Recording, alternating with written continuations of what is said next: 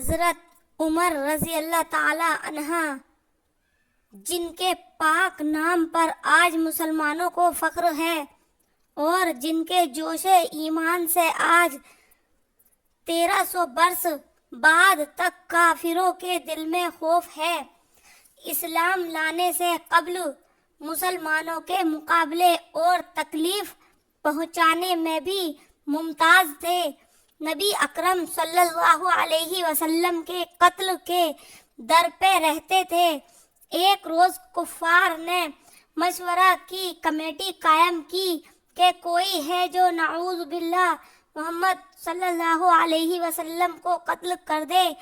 عمر رضی اللہ تعالی عنہ نے کہا کہ میں کروں گا۔ لوگوں نے کہا کہ بے شک تم ہی کر سکتے ہو۔ عمر رضی اللہ تعالی عنہ تلوار نکالے ہوئے اٹھے اور چل دیے۔ اسی فخر میں جا رہے تھے کہ ایک صحابہ قبیلہ زہرہ کے، جن کا نام حضرت سعد بن ابی وقاص رضی اللہ تعالی عنہ ہے، اور بعضوں نے اور صحابہ لکھے ہیں، ملے۔ ان سے پوچھا کہ انہوں نے عمر سے پوچھا کہاں جا رہے ہو؟ کہنے لگے کہ محمد صلی اللہ علیہ وسلم کو قتل کے فخر میں ہوں۔ نعوذ باللہ۔ سعد نے کہا کہ اے بنو ہاشم اور بنو زہرہ اور بنو عبد مناف سے کیسے مطمئن ہو گئے؟ وہ تم کو بدلے میں قتل کر دیں گے۔ اس جواب پر بگڑ گئے اور کہنے لگے معلوم ہوتا ہے کہ تو بھی بے دین یعنی مسلمان ہو گیا، لا پہلے تجھ کو ہی نپٹا دوں۔ یہ کہہ کر تلوار سونت لی، اور حضرت سعد رضی اللہ تعالیٰ عنہ نے بھی یہ کہہ کر کہ ہاں میں مسلمان ہو گیا ہوں۔ نمبر 6 پر حجرہ کواڑ بند کیے ہوئے ان دونوں میاں بیویوں کو قرآن شریف پڑھا رہے تھے۔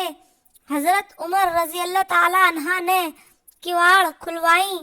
ان کی آواز سے حضرت خباب رضی اللہ تعالی عنہ تو جلدی سے اندر چھپ گئے، اور صحیفہ بھی جلدی میں باہر ہی رہ گیا جس پر آیت قرآنی لکھی ہوئی تھی۔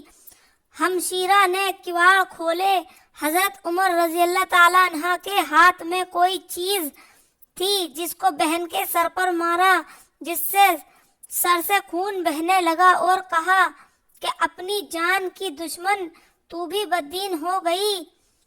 اس کے بعد گھر میں آئے اور پوچھا کہ کیا کر رہے تھے اور یہ آواز کیسی تھی؟ بہنوئی نے کہا کہ بات چیت کر رہے تھے۔ کہنے لگے کیا تم نے اپنے دین کو چھوڑ کر دوسرا دین اختیار کر لیا؟ بہنوئی نے کہا کہ اگر دوسرا دین حق ہو تب یہ سننا تھا کہ ان کی داڑھی پکڑ کر کھینچی اور بے تحاشا ٹوٹ پڑے اور زمین پر گرا کر خوب مارا۔ بہن نے چھڑوانے کی کوشش کی تو ان کے منہ پر ایک تماچا اس زور سے مارا کہ خون نکل آیا۔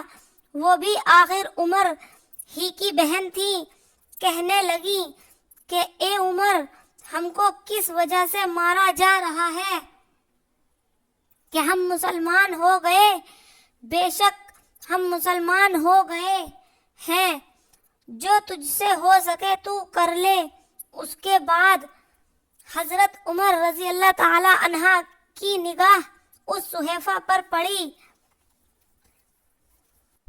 جو جلدی میں باہر رہ گیا تھا، اور غصے کا جوش بھی اس مار پیٹ سے کم ہو گیا تھا، اور بہن کے اس طرح خون میں بھر جانے سے شرم سی بھی آ رہی تھی۔ کہنے لگے کہ اچھا مجھے دکھلاؤ یہ کیا ہے؟ بہن نے کہا کہ تو ناپاک ہے اور اس کو ناپاک ہاتھ نہیں لگا سکتے۔ ہر چند اصرار کیا مگر بے وضو اور غسل کے دینے کو تیار نہ ہوئی۔ حضرت عمر رضی اللہ تعالیٰ عنہ نے غسل کیا اور اس کو لے کر پڑھا۔ اس میں سورہ طٰہٰ لکھی ہوئی تھی، اس کو پڑھنا شروع کیا اور ایک آیت پوری ہی پڑھنا تھا کہ حالت ہی بدل گئی۔ کہنے لگے کہ اچھا مجھے بھی محمد صلی اللہ علیہ وسلم کی خدمت میں لے چلو۔ یہ الفاظ سن کر حضرت خباب رضی اللہ تعالی عنہ اندر سے نکلے۔ تمہیں خوشخبری دیتا ہوں کہ کل شب بیچ شنبہ میں حضور اقدس صلی اللہ علیہ وسلم نے دعا کی تھی کہ یا اللہ عمر اور ابو جہل میں جو تجھے زیادہ پسند ہو اس سے اسلام کو قوت عطا فرما۔ یہ دونوں قوت میں مشہور تھے۔ معلوم ہوتا ہے کہ حضور صلی اللہ تعالی علیہ وسلم کی دعا تمہارے حق میں قبول ہو گئی ہے۔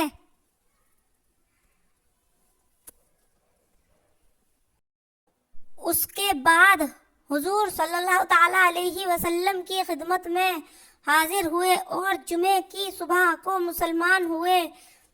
ان کا مسلمان ہونا تھا کہ کفار کے حوصلے پست ہونا شروع ہو گئے، مگر پھر بھی یہ نہایت مختصر جماعت تھی اور سارا مکہ بلکہ سارا عرب اس لیے اور بھی جوش پیدا ہوا اور جلسے کر کے مشورہ کر کے ان حضرات کو ناپید کرنے کی کوشش ہوتی تھی اور طرح طرح کی تدبیریں کی جاتی تھیں۔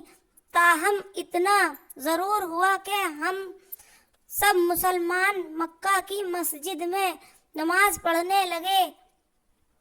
حضرت عبداللہ بن مسعود رضی اللہ تعالی عنہ فرماتے ہیں کہ عمر کا اسلام لانا مسلمانوں کی فتح تھی اور ان کی ہجرت مسلمانوں کی مدد تھی اور ان کی خلافت رحمت تھی۔ ویڈیو اچھی لگے لائک کریں، چینل کو سبسکرائب کریں تاکہ اور بھی صحابہ کے بارے میں آپ سب کو تعلیم ملے۔